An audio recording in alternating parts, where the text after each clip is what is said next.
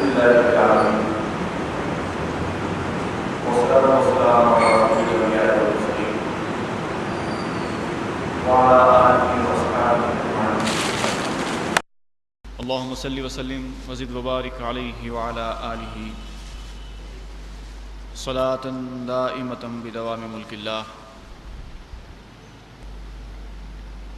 رب اشرح لي صدري ويسر لي امري واحلل عقدة من لساني يفقهوا قولي.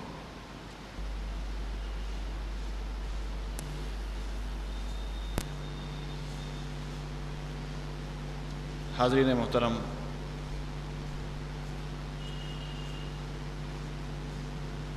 اس سے پہلے بھی میلاد النبی کے سلسلے میں ہم بیان کر رہے تھے. گزشتہ بیان میں جشن میلاد کی شرعی حیثیت پر بات ہوئی اور اس موضوع پر بات ہوئی کہ شریعت میں اس عید کو عید کے طور پر کیوں مقرر نہیں کیا گیا، اس میں کیا مصلحت تھی. اس پر ہم تفصیل سے اس سے پہلے گفتگو کر چکے ہیں. اس کے علاوہ عید کی تحقیق، لفظ عید کی تحقیق کے بارے میں بھی ہم اس سے پہلے بات کر رہے تھے، اور آج اسی لفظ عید کی مناسبت سے کچھ اور باتیں آپ حضرات کے سامنے بیان کرنی ہیں. عام طور پر ایک بات ہمارے ذہن میں آتی ہے یا لائی جاتی ہے کہ اللہ کے رسول نے صلی اللہ علیہ وسلم مسلمانوں کے لیے 2 عیدیں مقرر فرمائی ہیں. ایک عید الفطر ہے اور ایک عید الاضحیٰ ہے، جن کو ہم رمضان کی عید اور بقرعید کہتے ہیں. تو اب یہ تیسری عید کا مقرر کر لینا کس حد تک درست ہے؟ اس سے پہلے میں نے بیان کیا کہ ہمارے پاس لفظ کی اہمیت نہیں ہے، معنی کی اہمیت ہے، اصل کی اہمیت ہے. چاہے آپ اس کا نام عید رکھیں یا نہ رکھیں، کوئی فرق پڑنے والا نہیں ہے، نام سے کچھ ہونے کا نہیں. لیکن چونکہ مسلمان اس کو عید کے نام سے یاد کرتے ہیں، اس لیے ہم کو یہ جاننا ضروری ہے کہ آخر ہم عید کے نام سے یاد کرنے میں کوئی ہمارے لیے رکاوٹ تو نہیں ہے شرعی اعتبار سے. تھوڑا سا میں عید کے لفظ پر تحقیق کرتا ہوں اور یہ بتاتا ہوں کہ عید کا لفظ مقرر کرنے کے بعد کیا ہمارے اوپر کچھ پابندیاں عائد ہوتی ہیں. ایک عام ذہن اسی طرح کام کرتا ہے کہ اگر اس کو عید کہا گیا ہے تو رمضان کی عید اور بقرعید کی عید کی طرح یہ تیسری عید ہو جائے گی.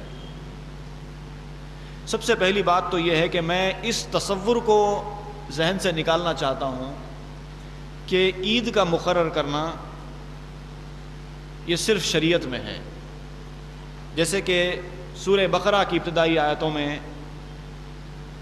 بنی اسرائیل کے ایک واقعے کا ذکر کرتے ہوئے اللہ تعالیٰ ارشاد فرماتا ہے، ربنا انزل علینا مائدۃ من السماء لتکون لنا عیدا لاولنا وآخرنا. بنی اسرائیل نے اللہ سے دعا کی، اے اللہ ہم کو وہ مائدہ نازل فرما تاکہ ہم اس نازل ہونے کے دن کو عید کے طور پر منائیں، اور یہ عید ہو نہ صرف ہمارے بلکہ ہمارے بعد میں آنے والوں کے لیے بھی، ہم سے پہلے والوں کے لیے بھی، ہمارے بعد والوں کے لیے بھی عید بنے.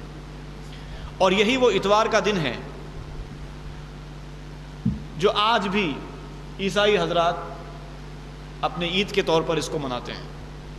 اتوار جو عیسائیوں کے پاس اہمیت رکھتا ہے وہ اسی مائدہ کی وجہ سے ہے. مائدہ کب نازل ہوا تھا؟ صدیوں سال پہلے کا واقعہ ہے، لیکن آج تک عیسائی مذہب کے لوگ اس دن کو اپنے لیے عید کے طور پر مناتے ہیں. اور یہ عید ان کی نہ اللہ نے مقرر کی ہے نہ عیسیٰ علیہ السلام نے مقرر کی تھی، بلکہ انہوں نے اپنے لیے اس کو عید بنایا کیونکہ اللہ کی اتنی بڑی نعمت ان کو حاصل ہوئی. اور اللہ تعالیٰ نے قرآن مجید میں اس کا تذکرہ کیا ہے، ذکر کیا ہے کہ بنی اسرائیل نے اس دن کو اپنے لیے عید کے طور پر مقرر کیا ہے، مانا ہے. تو معلوم یہ ہوا کہ عید کا مقرر کرنا آدمی کے پاس بھی ہے. ہم کسی اچھے واقعے کو اپنے لیے عید کے طور پر مقرر کر سکتے ہیں، اگر یہ بنی اسرائیل کا یہ عمل غلط ہوتا تو یقیناً قرآن میں یا حدیث میں کم از کم اس کی مذمت وارد ہوتی کہ عید کا مقرر کرنا بندوں کا کام نہیں ہے، عید کا مقرر کرنا اللہ کا کام ہے یا اس کے رسول کا کام، بلکہ ان کا تذکرہ کیا گیا ہے، اور تذکرہ قرآن میں اچھی بات کا کیا جاتا ہے۔ جب کسی معاملے کا، جب کسی واقعے کا ذکر قرآن میں ہو تو ہمیشہ اچھے واقعے کے طور پر ہی استعمال ہوتا ہے، غیر ضروری باتوں کا قرآن میں تذکرہ نہیں ہوتا، اور اگر ہوتا ہے تو مذمت کے ساتھ ہوتا ہے، افسوس کے ساتھ ہوتا ہے، اس کی وعید بتاتے ہوئے ہوتا ہے۔ اور اس کے علاوہ جمعے کے دن کو تو احادیث میں آیا ہے مسلمانوں کی عید کہا گیا ہے۔ ایک حدیث میں آتا ہے ھذا یوم عید جعل اللہ للمسلمین، جمعے کا دن عید کا دن ہے جو اللہ تعالیٰ نے مقرر کیا ہے مسلمانوں کے لیے۔ اگر یہ رمضان کی عید اور بقر عید دو ہی عیدیں ہیں تو پھر یہ جمعے کی عید کا عید کے طور پر ذکر کیوں ہو رہا ہے؟ اور اس کا انکار کوئی نہیں کر سکتا، اس لیے کہ حدیث میں موجود ہے۔ ابو داؤد کی حدیث ہے کتاب الصلاۃ میں، سنن نسائی کی حدیث ہے، سنن ابن ماجہ کی حدیث ہے، اس میں کہا گیا ہے ان من افضل ایامکم یوم الجمعہ، تمہارے دنوں میں سب سے زیادہ افضل دن جمعے کا دن ہے۔ اور یہ کیوں ہے؟ جمعے کا دن افضل کیوں ہے؟ اس کی وضاحت بھی حدیث میں آئی ہے، فیہ خلق آدم، اس دن آدم علیہ السلام کی تخلیق ہوئی تھی۔ اب آدم علیہ السلام کو تو ماں باپ نہیں، آپ کی پیدائش کا کوئی تصور ہی نہیں ہے، آپ کا تصور ہے صرف تخلیق کا۔ اللہ تعالیٰ نے تخلیق کی اور دنیا میں بھیج دیا، پیدائش کا کوئی معاملہ ہی نہیں ہے، میلاد کا کوئی معاملہ ہی نہیں ہے، آپ کی جو تخلیق ہے وہی آپ کی میلاد ہے۔ تو معلوم یہ ہوا کہ جمعے کا دن میلاد آدم ہے، میلاد آدم کا دن ہے، اس لیے اللہ تعالیٰ نے، اللہ کے رسول نے اس کو افضل دن قرار دیا ہے۔ آدم علیہ السلام کی میلاد کا دن افضل دن ہوتا ہے اور اس دن کو عید قرار دیا جاتا ہے، اور رسول اللہ صلی اللہ علیہ وسلم کی میلاد کو افضل دن نہ کہا جائے اور اس کو عید کے طور پر نہ منا جائے۔ دراصل جمعے کے دن کو عید کے دن کے طور پر اعلان کرنا اس بات کا اعلان ہے، اللہ رسول کا اشارہ ہے کہ دیکھو ہم نے آدم علیہ السلام کے پیدائش کے دن کو عید مقرر کر دیا ہے، اب تمہارے عشق کا امتحان ہے کہ تم اپنے رسول کے پیدائش کے دن کو عید کے طور پر مناتے ہیں کہ نہیں مناتے ہیں۔ ہم مقرر نہیں کریں گے، ہم صرف اشارہ دے دیں گے، چنانچہ اشارہ دے دیا گیا قرآن مجید میں، قل بفضل اللہ وبرحمتہ فبذلک فلیفرحوا،